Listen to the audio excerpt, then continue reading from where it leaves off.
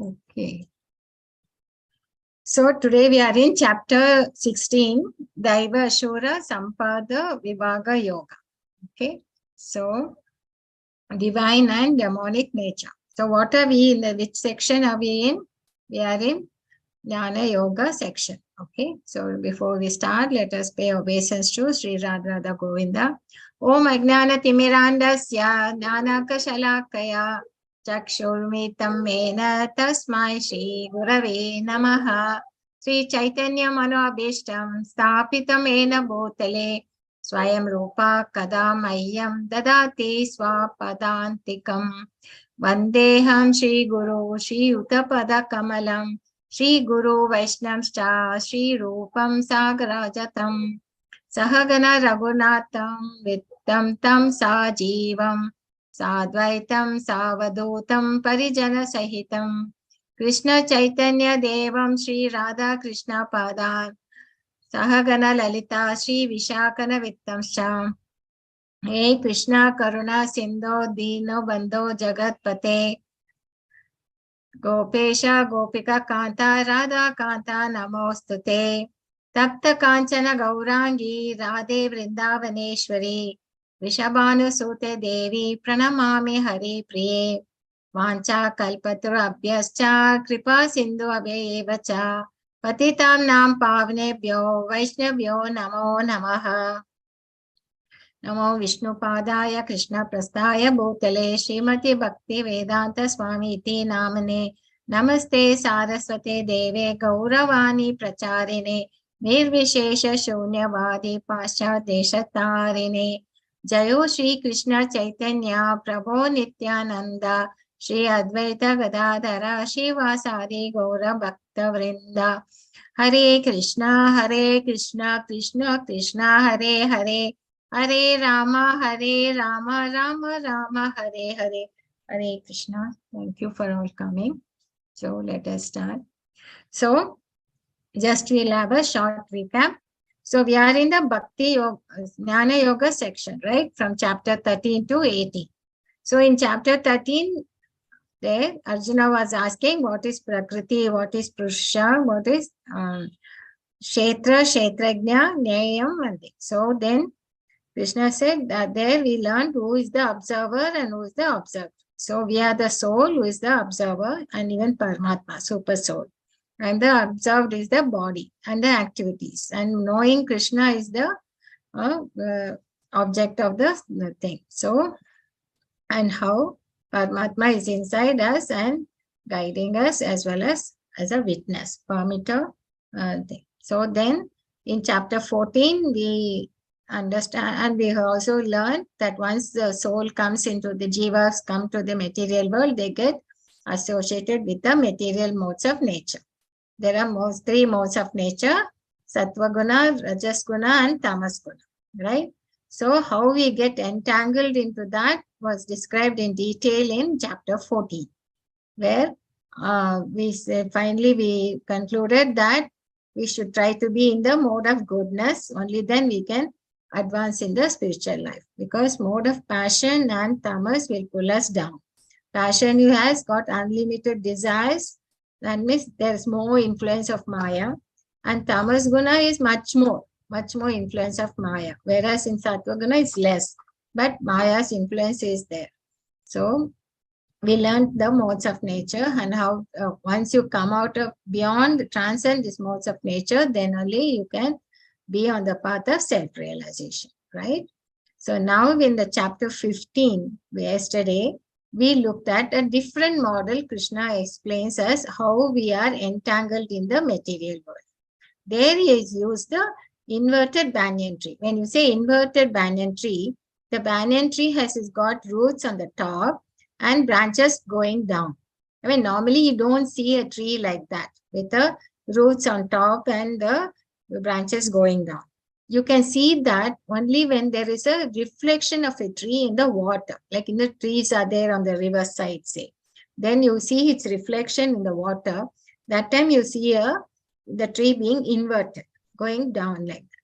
So this material world is like that like the reflection. So if you say there is a reflected banyan tree, then there must have been something real, in top. Only then there can be a reflection. So it is a reflection of the spiritual world. Spiritual world is there, and it has been reflection is what we are being in this world, and it has been reflected on the river of desire. Because of our desires to enjoy ourselves, to think we have independent of Krishna, so we have come down into this material world, has been formed for us, and we have been told how to go back. So now we are in this Bhagavad Gita is giving us the instructions to go back. So that was the banyan tree, and the banyan tree is so dense that you don't know where it has started or where it's ended. It is very dense. And if you want, the leaves are all the Vedic hymns, and twigs are the sense objects, and fruits are the dharma, artha, sense gratification objects, and the kama, moksha, finally. So there's the fruits. So we have to, how to come out of this? There Krishna says you have to cut it. Only if you cut the tree by weapon of detachment. Only if you detach yourself from the material world, you can go on the path of self-realization. So you have to come out of this modes of nature. We have to cut the tree. So then where do we go? We have to go. Then he talks about the spiritual world again. Then that's a world where if you go, you don't have to there is no cycle of birth and death. Whereas the material world. And then he gives a description of the spiritual world. Spiritual world is so luminous. It doesn't require a sun or a moon to maintain it. It is luminous by the effulgence of the Lord itself. Whereas material world is so dark, it requires sunlight. Even to see our own hand or anything, you need a light. You need the sunlight. Even if you have the eyes, but it's so useless if you don't have the light, sunlight. So then he talked about transmigration. Again, he talked about transmigration.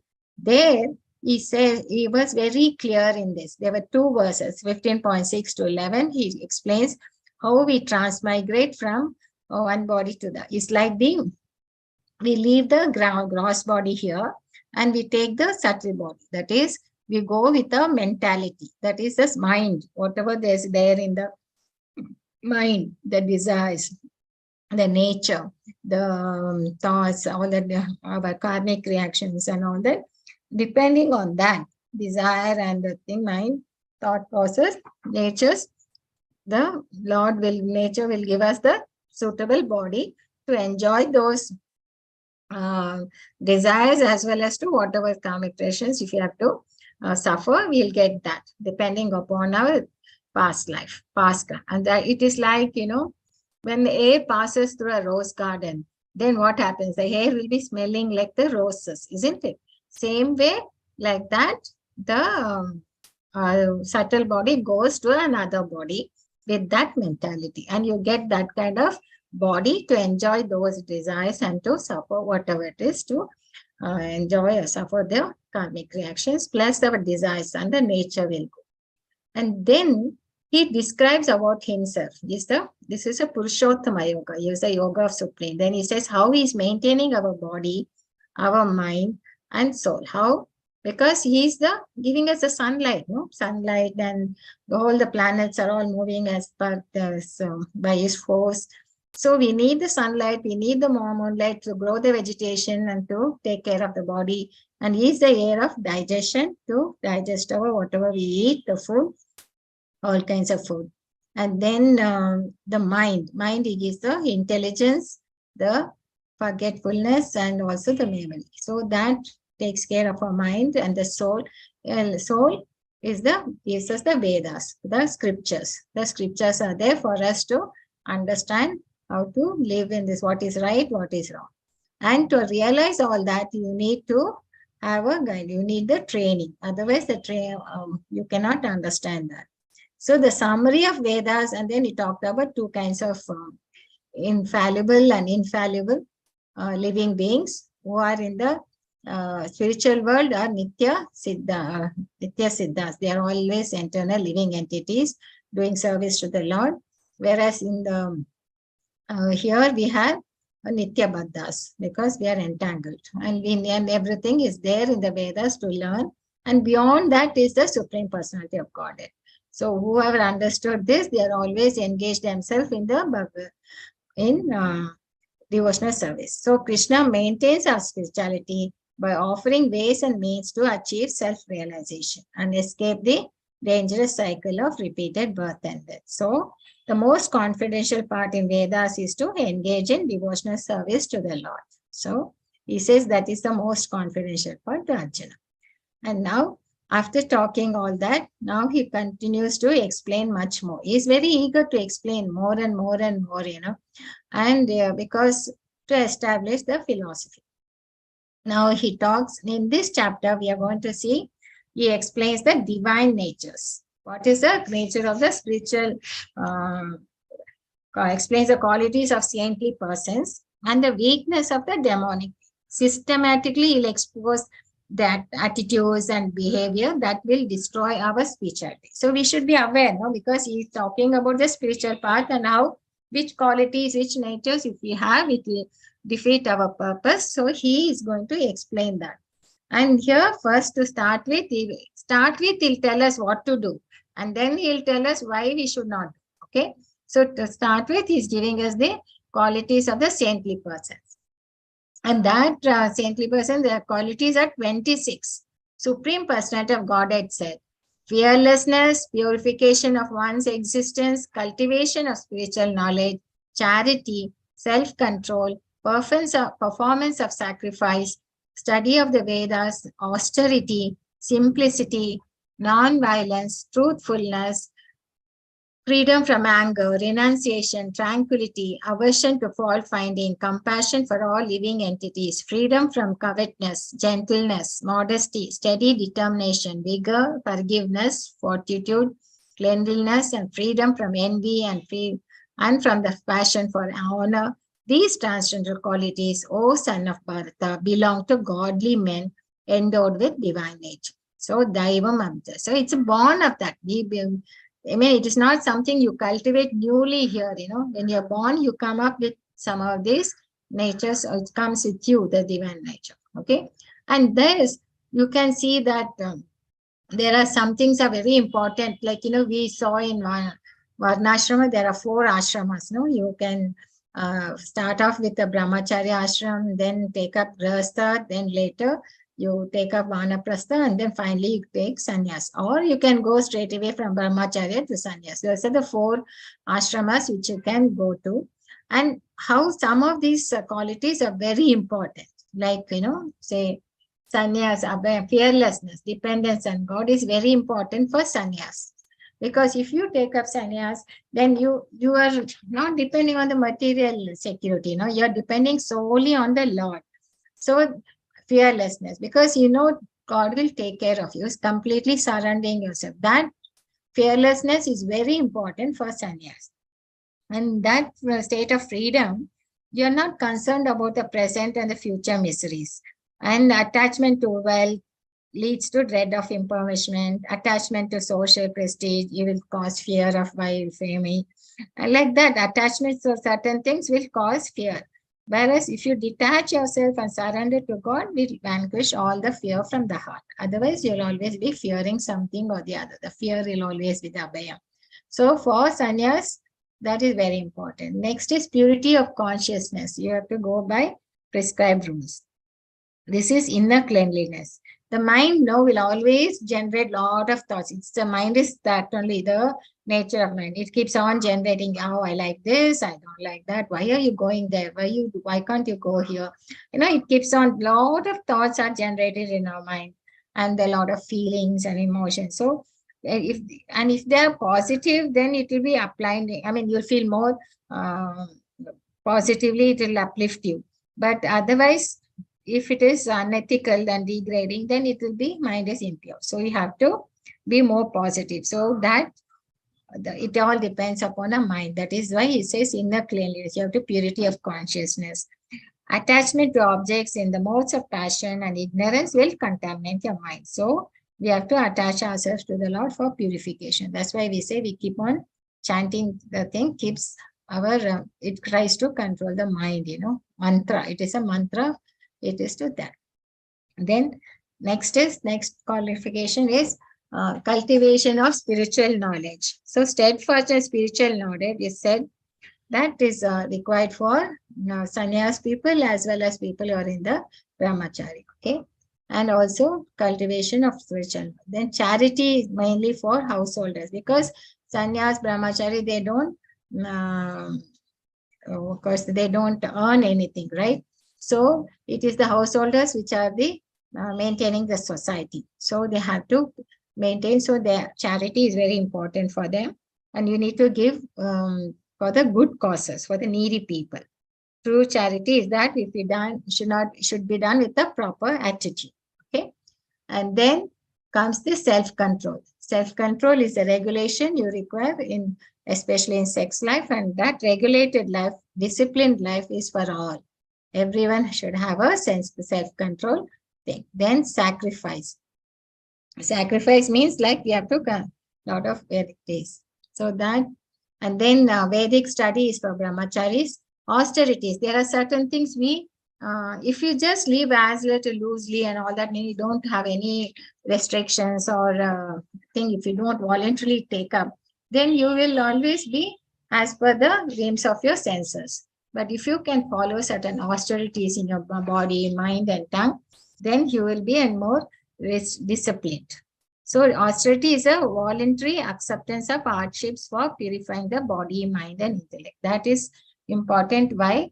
When you go to Varnashram. Varnashram, that's when you really want to think more about the spiritual. Then comes the simplicity. Simplicity should be more straightforward, simple thinking, simple life, high thinking. That is important, right? See how he goes to mention so many qualities. No, non-violence. Non-violence is for, you should not impede people from going through their thought or thing. You should not hurt them in by thoughts or words or deeds. Then truthfulness, you should be truthful. And then absence of anger. That is, anger is one which will pull you down. And then comes the renunciation. Renunciation means, doesn't mean that you give up everything and go away to take sannyas, but try to use things for the Lord's service. Because everything is the Lord. What is there we are going to renounce? There's nothing of yours to renounce, isn't it? So at least use it for the Lord's service. Then peacefulness, then restraint. Fault finding is something, it has to be, aversion to fault finding is very important. In our spiritual life, if you want to grow, fault finding, we should try to avoid as much as possible. Why? It's like, see, the doctors will will try to take temperature of a patient's. No? See, by taking temperatures, they are able to sense, find out where's the problem in their thing. So temperature is important for him, for the doctors to find out. But if the common people take temperatures, what will they use? There won't be any use, no? You cannot do it. So same way, for fault finding, if the right person, if you are in a guru and all that, if he sees what you're somewhere you're making faults and all that, then he will be able to guide you. But we finding fault in people, it's not going to help. It's not going to help you or help them also, isn't it? So we should try to avoid this fault finding, because restrain ourselves from fault finding, because that will pull down us nothing. Otherwise, today, everybody has got mixture of good and bad qualities. Whereas in Satya Yuga, there were people they were living apart, people were mostly good, and there were people who were totally demonic, and they were living at different planets actually. Whereas in Treta Yuga, they were living in different countries. Like, Rama, when Sri Rama came, there was, Ravana was in Sri Lanka, and they think you had to cross the ocean, I think. Whereas in Dwapara Yuga, it was the same family. You saw how the cousins were fighting with each other, Pandavas and Kauravas. But in Kali Yuga, it will be in the individual itself. He'll have both natures within himself. That will be trying to fight within himself.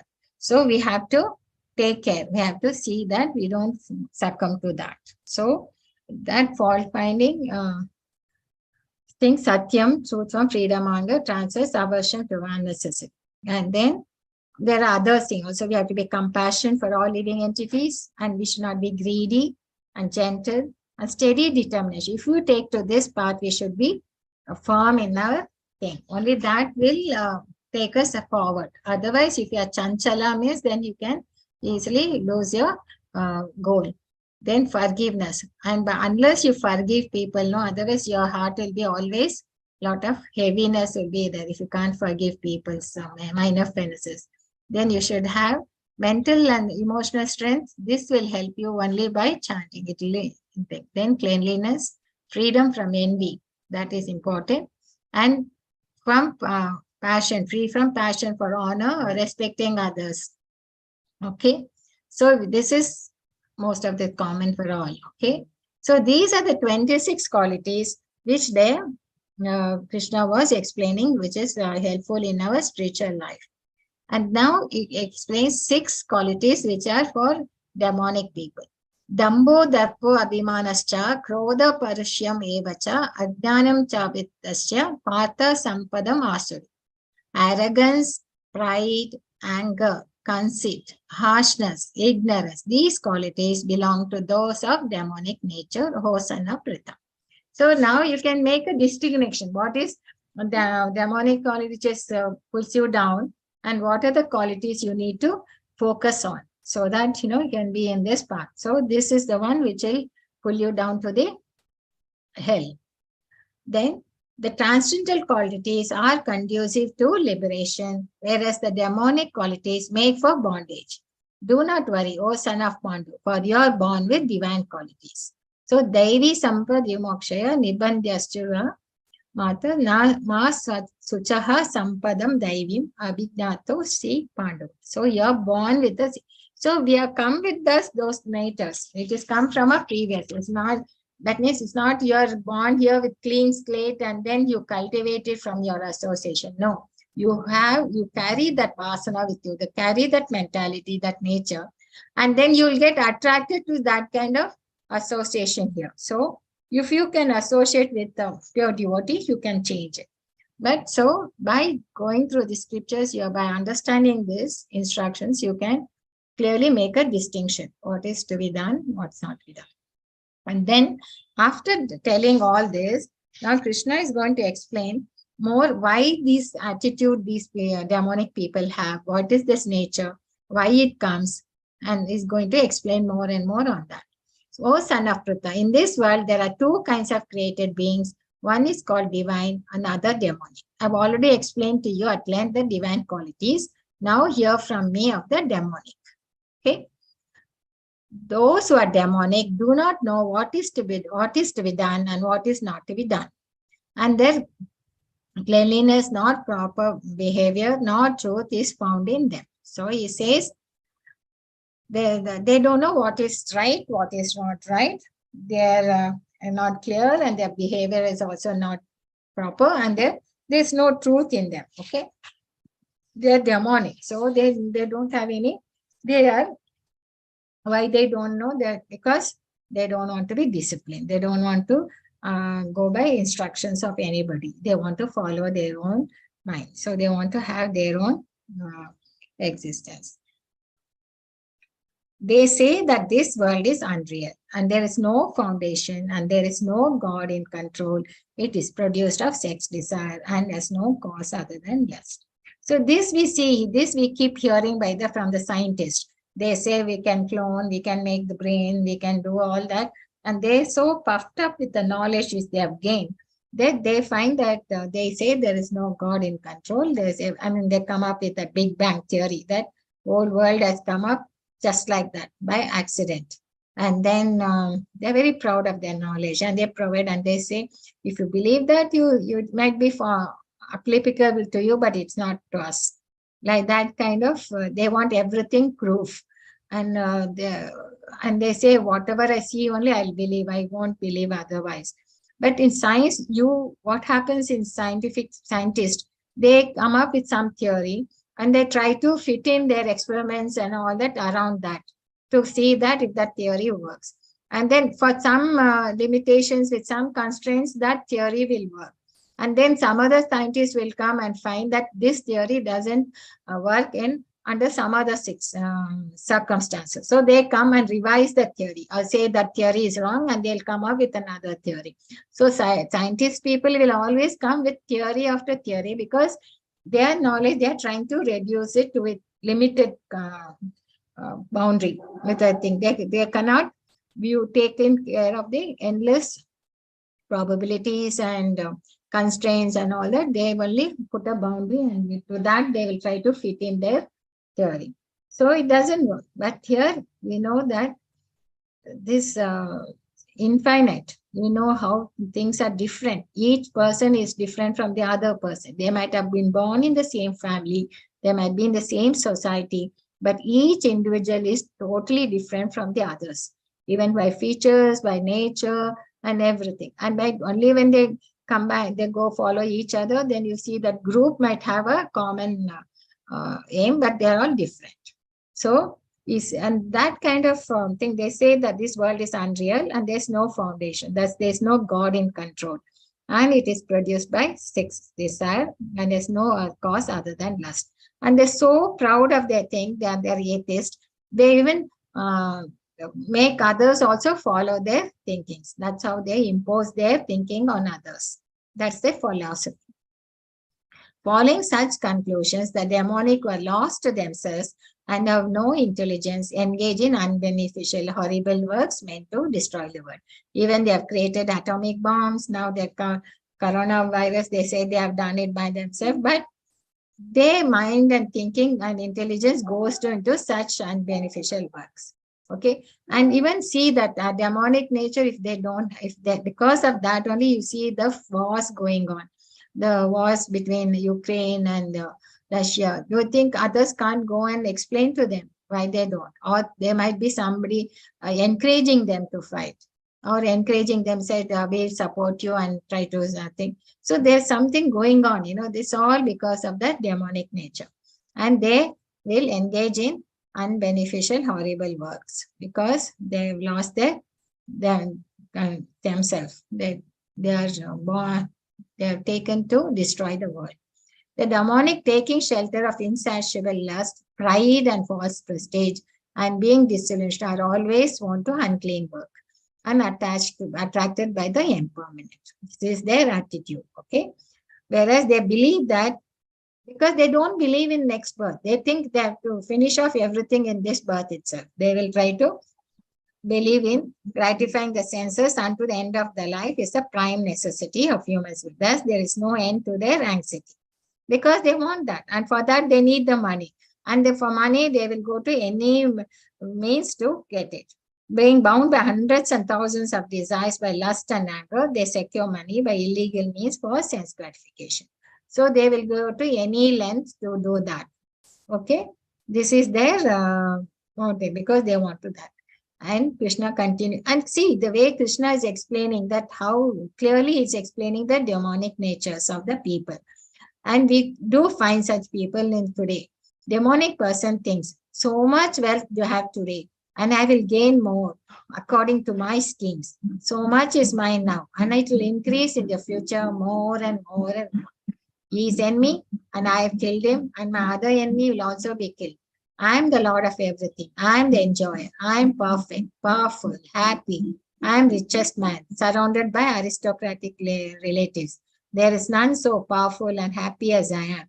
I shall perform sacrifices. I shall give some charity, and thus I shall rejoice. In this way, such persons are deluded by ignorance. So we see, like Hiranyakashipu, he was even tried to kill his own son, and because he was not following his word, and he was all the time talking about Narayan.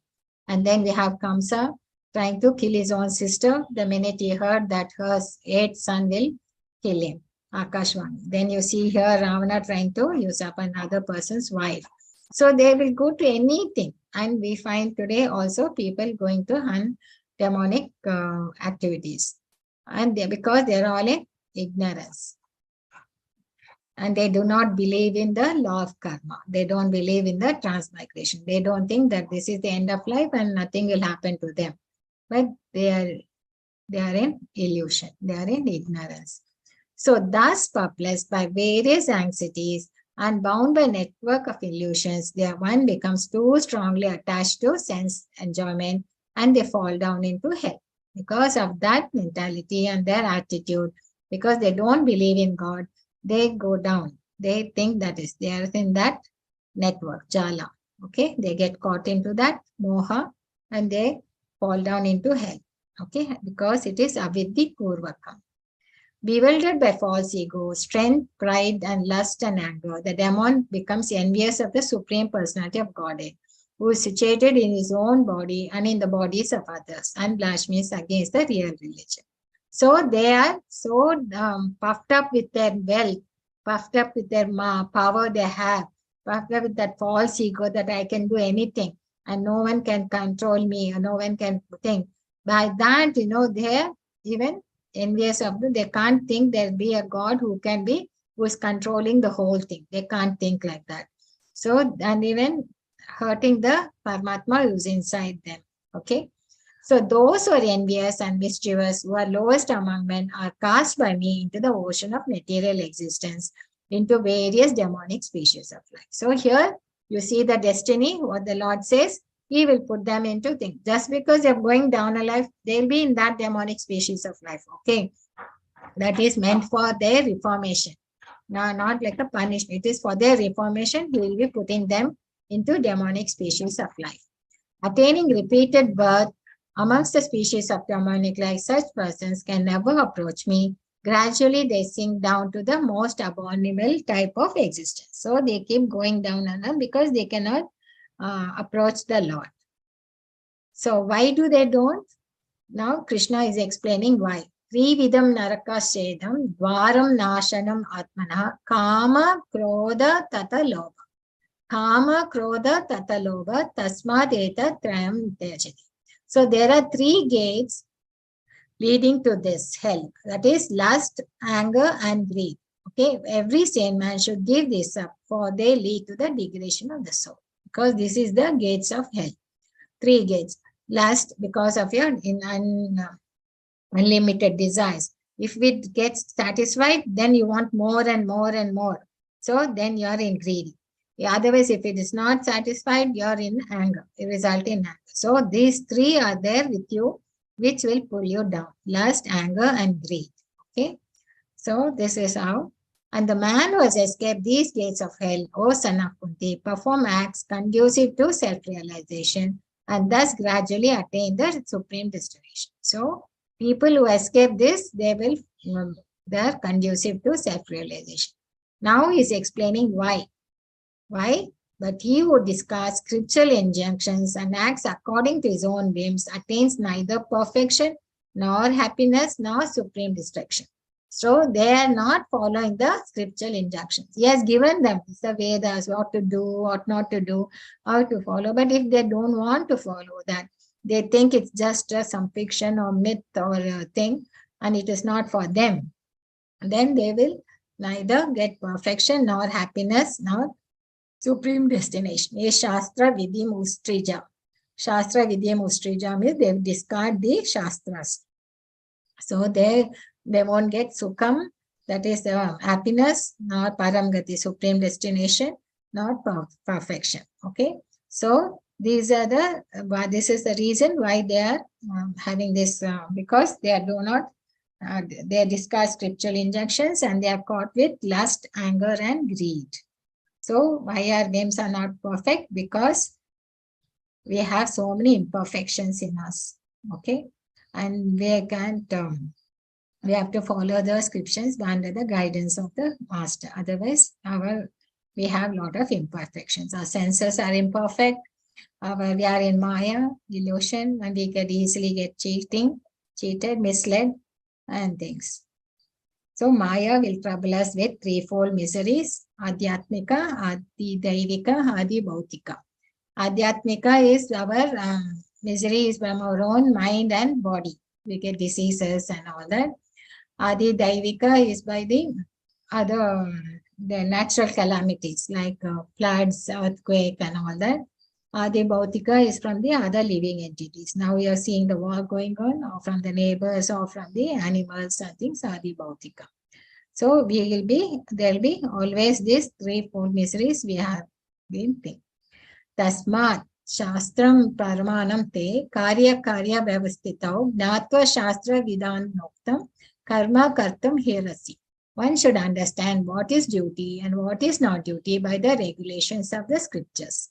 Knowing such rules and regulations, one should act so that he may be gradually be elevated. So the importance of the scriptures and things and Shastras, Guru Shastras Sadhu is very much important. And how to practice it and all that, we should take the training by the under a shelter of a Guru. So regulated lifestyle can transform selfishness to selflessness, lust to love, then quarrel to cooperation. So regulated lifestyle is very important. Otherwise, just live like anything, eat like anything, or think and without any temperament and all that, will finally will lead to problems. So regulated lifestyle can transform selfishness to selflessness, lust to love, quarrel to conflict. So we should understand this, what is duty and thing by the regulations of the scriptures. Okay. So what did we see? We have a choice to cultivate divine natures or the demonic natures. So perform acts for self-realization. We have to follow scriptures, escape the gates of hell. That is the last thing, and then attain liberation. Otherwise, if you reject scriptures, you act whimsically, then you'll be miserable because you're entangled in the jala, moha jala, no, by illusion, lust, anger, and greed, and it degrades you. So, and divine and demonic. And chapter 15 says that Vedas have all the rules and regulations. It's a guidebook. So, we need to follow the scriptures. Willpower, determination, and activities in this life can make a difference. So, you can change your destiny. I mean, doesn't mean that you will be living like this, but if you understand by going through the scriptures, by understanding the instructions of the Lord, and determined to make a difference in your life, and be firm in that, then you can change your destiny. Okay. And it is there in your hands, because what we had today, where we have been born and how we think, that is all from a past karma. But the next karma we can change by following the instructions of the Lord. So Vedic scriptures are important. We went through the divine and demonic 26 divine qualities, 6 demonic qualities, and we looked at the 3 gates to hell and how prescribed duty is given in Vedas. It will help us to liberty. So Prabhupada's quote, I thought I'll show you all. One's greatness has to be estimated by one's ability to tolerate provoking situations. When we get such situations, we can find out what we really are. Okay. So yesterday I talked about what is the next course you can go to. That is the level 2, and we'll be sharing the thing for to join the course. And there are 2 choices. Okay. That is 2 choices that you have. You can take up the pre-bhakti course or bhakti sadachar course. And pre-bhakti course is more like academic. Like, you'll have to, there'll be 2 days per week or 1 day, and you'll be going through Bhagavad Gita. It's academic oriented. You'll have quiz, assignments, and attendance. And in this, for this enrolling, you need to have so you should have completed level 1. You should have had the certificate with you. Okay. And then you at least 1 round of chanting, if you have taken up, it will be good for this pre-bhakti, for going to level 2 course. But in Bhakti Sadachar, it's not academic. It's 1 day per week, of course. You will be looking at Vaishnava etiquette and a lot of pastimes from Bhagavatam and all that. There you don't need a certificate. But what it will help us, you'll be in association with us. You'll keep hearing about the scriptures. You'll keep hearing and hearing. We said, hearing about the Lord pastimes and things, it will help us to purify ourselves and chant. So this is a 2 choice for you. You can plan what you want to do the next after you complete this course. Okay. And then I think our co-host will share the link, you can register for that. And the thing, you can put it in the chat also, so if anyone can start there now. With this, I'll close this session. Vancha kalpatra abhyascha kripa sindhu abhyeva cha patitam nam pavnebho vaishnavyo namo namah. Hare Krishna, Krishna Krishna, Hare Hare, Hare Rama, Rama Rama, Hare Hare. Chant and be happy.